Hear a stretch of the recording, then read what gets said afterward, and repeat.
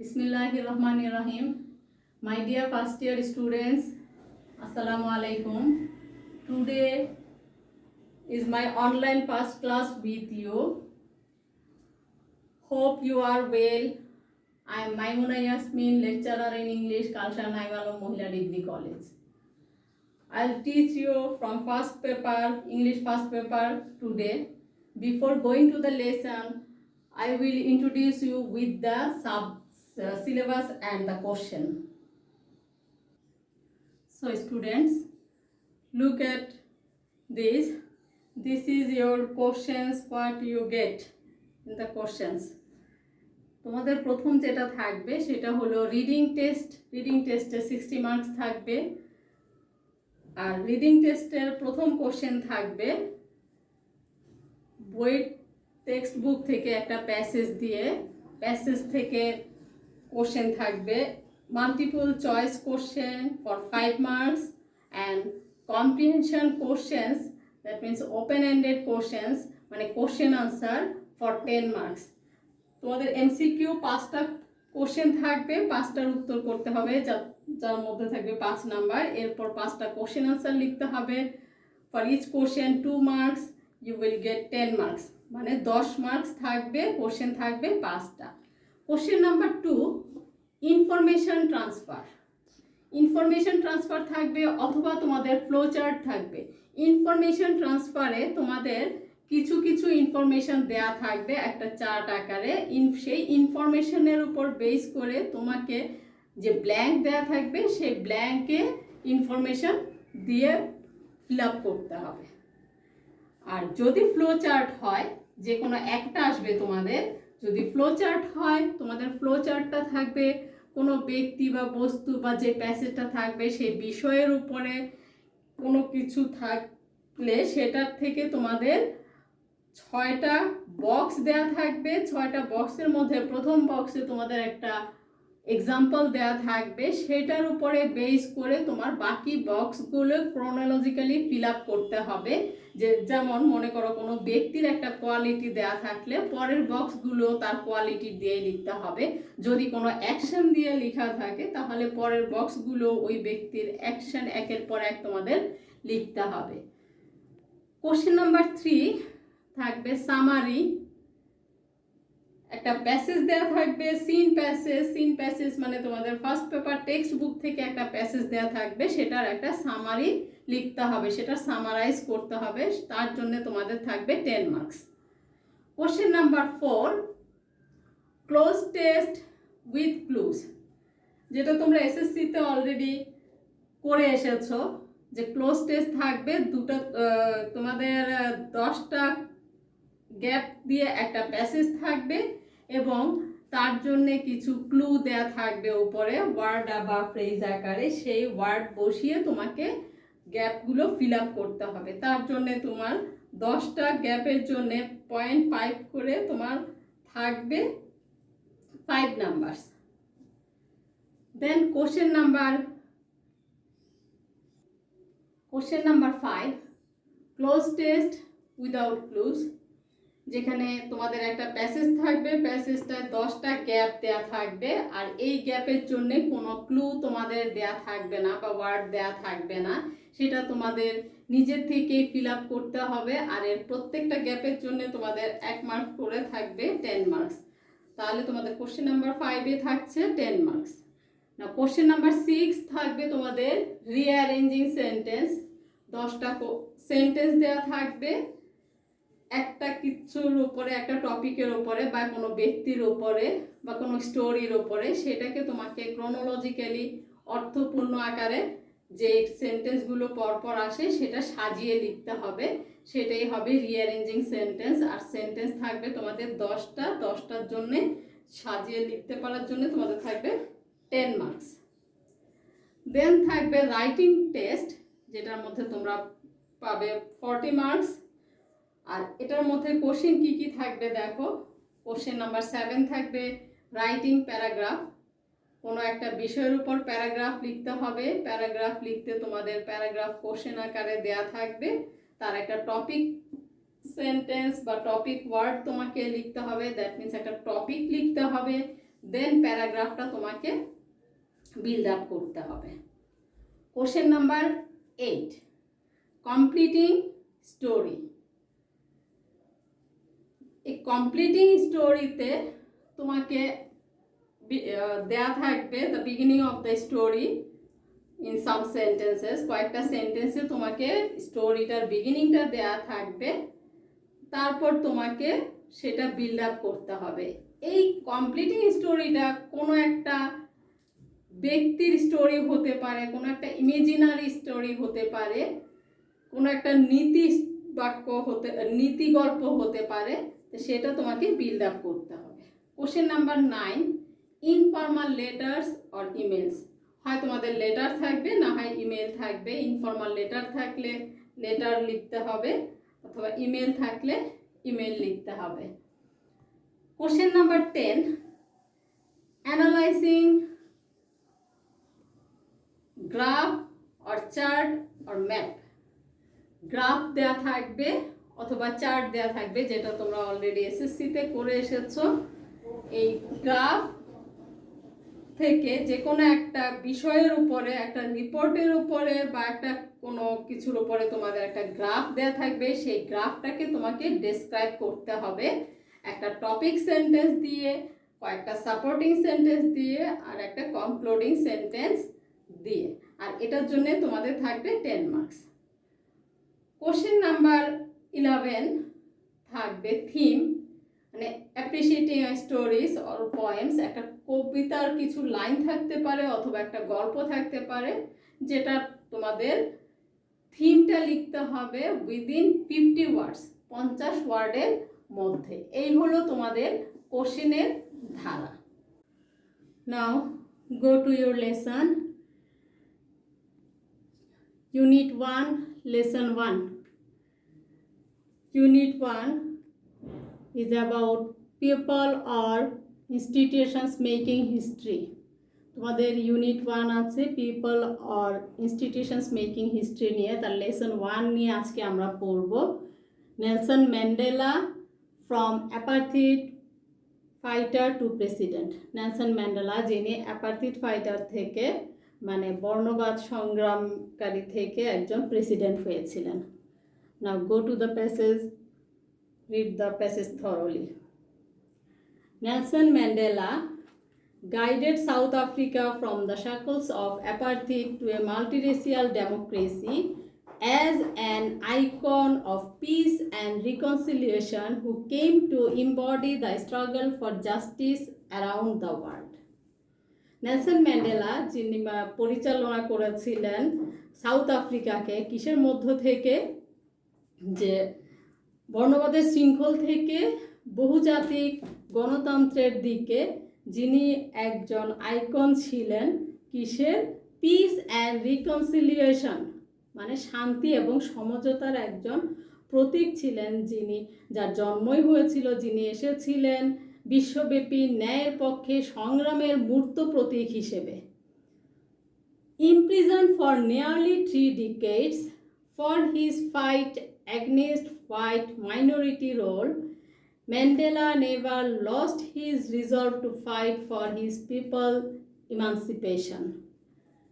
Imprisoned for nearly 3 decades, মানে 3 দশক সময় ধরে বন্দি থেকেছিলেন তিনি। কি জন্যে?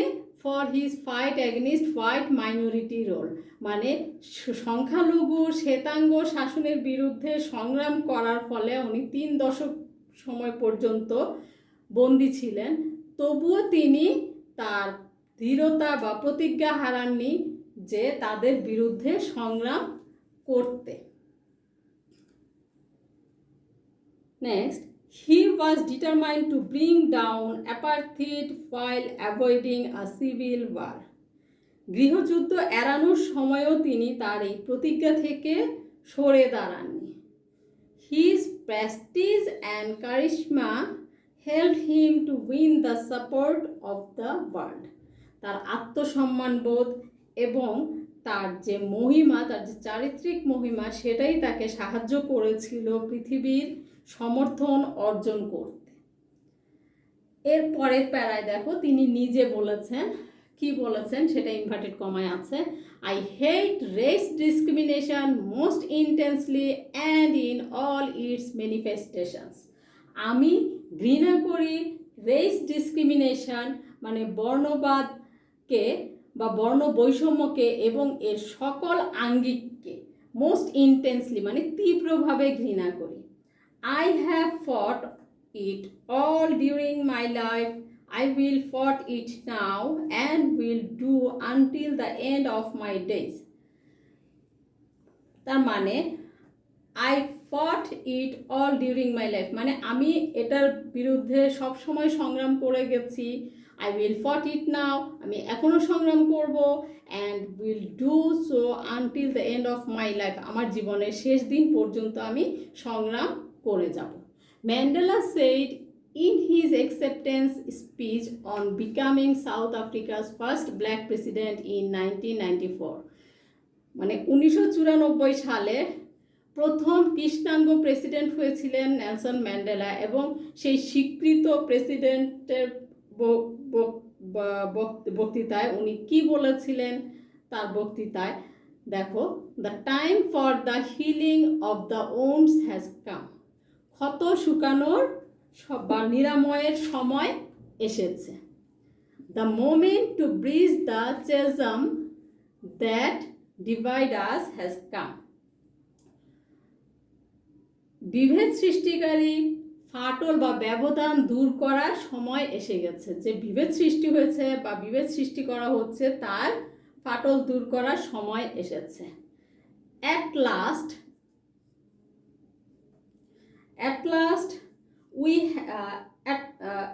we have at last achieved our political emancipation.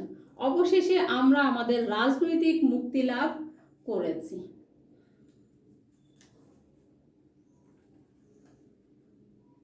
In 1993, Mandela was awarded the Nobel Peace Prize, an honor he shared with F.W. de Klerk, the white African leader who had freed him from the prison 3 years earlier and negotiated the end of apartheid. 1993 সালে Mandela Nobel শান্তি পুরস্কার লাভ করেছিলেন এবং এই শান্তি পুরস্কার তিনি ভাগ করে নিয়েছিলেন আফ্রিকান একজন শ্বেতাঙ্গ নেতার সঙ্গে, যার নাম ছিল F.W. de Klerk। তিনি 3 বছর আগে ম্যান্ডেলাকে জেল থেকে মুক্ত করেছিলেন এবং ম্যান্ডেলার সঙ্গে এই বর্ণবাদ শেষ করার প্রক্রিয়া নিয়ে আলোচনাও করেছিলেন। এরপর দেখো তিনি কি বলেছেন।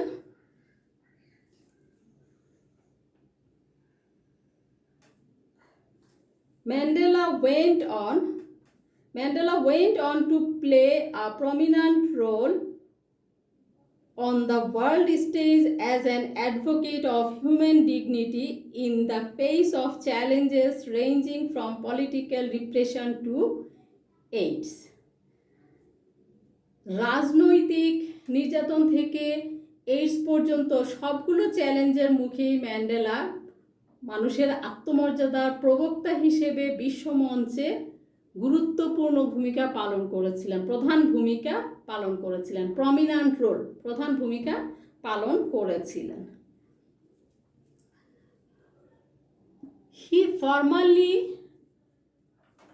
He formally left public life in June 2004 before his 86th birthday মানে তার 86তম জন্মদিনের পূর্বেই 2004 সালের জুন মাসে তিনি পাবলিক লাইফ ত্যাগ করেছিলেন। আনুষ্ঠানিকভাবে তিনি পাবলিক লাইফ ত্যাগ করেছিলেন।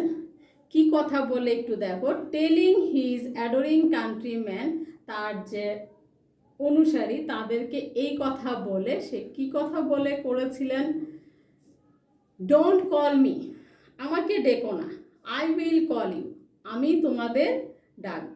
But he remained one of the world's most revered public figures, combining celebrity sparkles with an unwavering message of freedom, respect and human rights.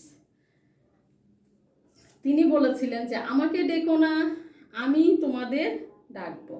তবে তারপরেও তিনি রয়ে গেছেন বিশ্বের সবচেয়ে শ্রদ্ধেয় ব্যক্তি হিসেবে, অন্যতম ব্যক্তি হিসেবে, যারা স্বাধীনতা, আত্মসম্ভ্রম ও মানবাধিকারের সুদৃঢ় বার্তাবাহক হিসেবে।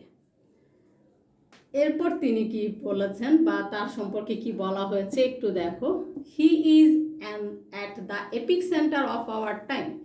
এপিক সেন্টার, কেন্দ্রবিন্দুতে রয়েছেন, আমাদের সময়ে উনি কেন্দ্রবিন্দুতে রয়েছেন।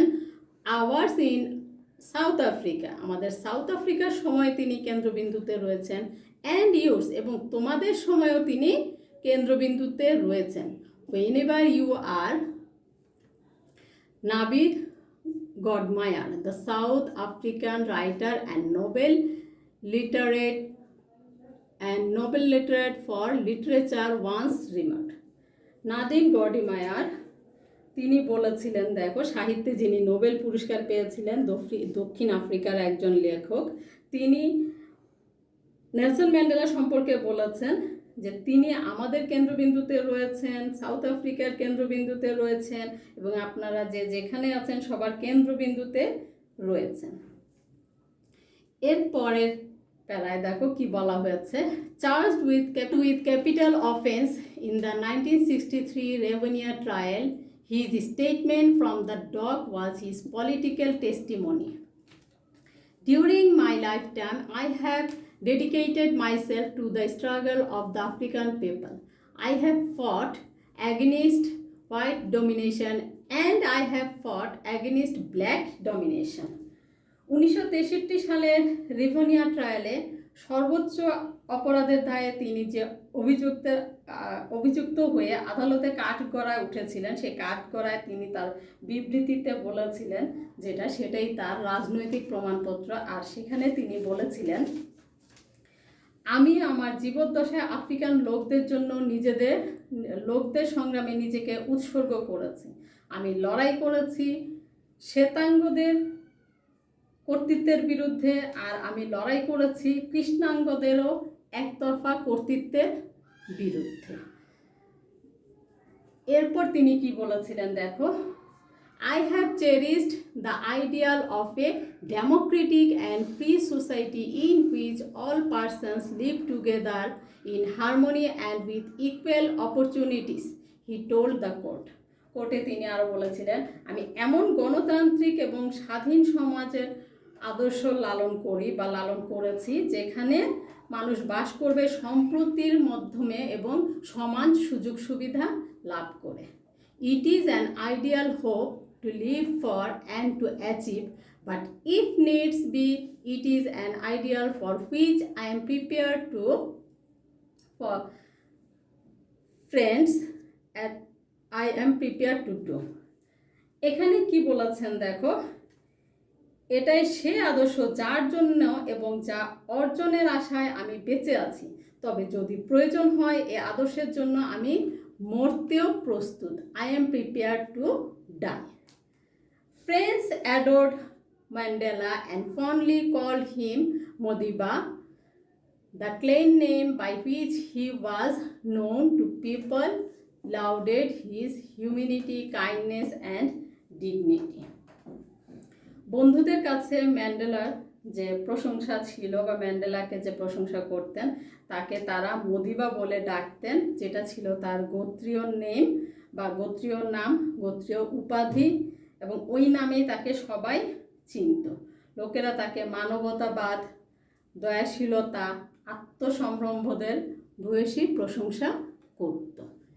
এবার আসো আমরা কোশ্চেনে চলে যাই, multiple choice question. Now go to multiple choice question. Choose the correct answer from the alternatives.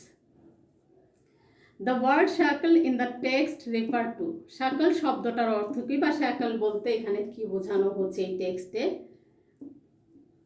Number 1, hamper, bond, iron, rope. shackle means শৃঙ্খল, মানে বাঁধন। তাহলে আমাদের এখানে উত্তরটা আসতেছে বন্ড। তাহলে আমরা বন্ডে টিক দিব। Now question number B, Nelson Mandela vote to remove, মানে কি দূর করার প্রতিজ্ঞা করেছিলেন? white politicians, discrimination, oppressors.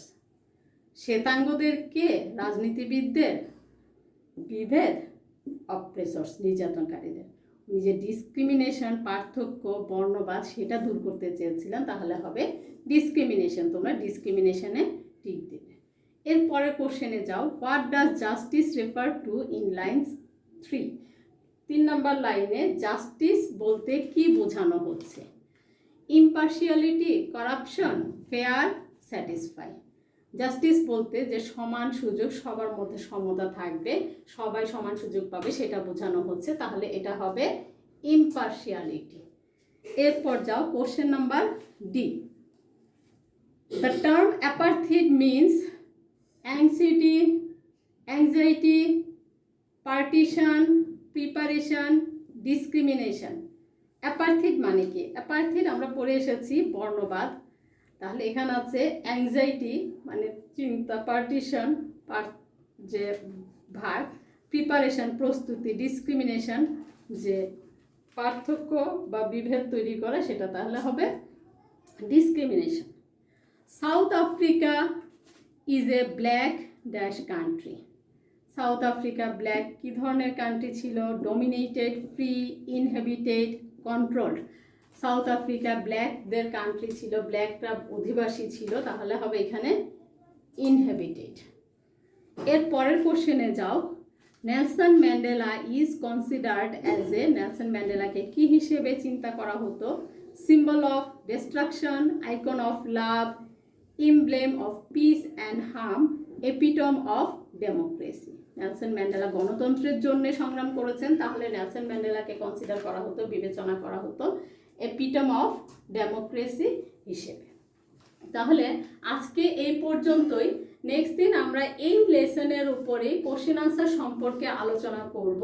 তোমরা এই পুরো লেসনটা, পুরো প্যাসেজটা ভালো করে পড়ে এটা থেকে আরও এরকম এমসিকিউ কোশ্চেন আনসার করবে। Thank you students.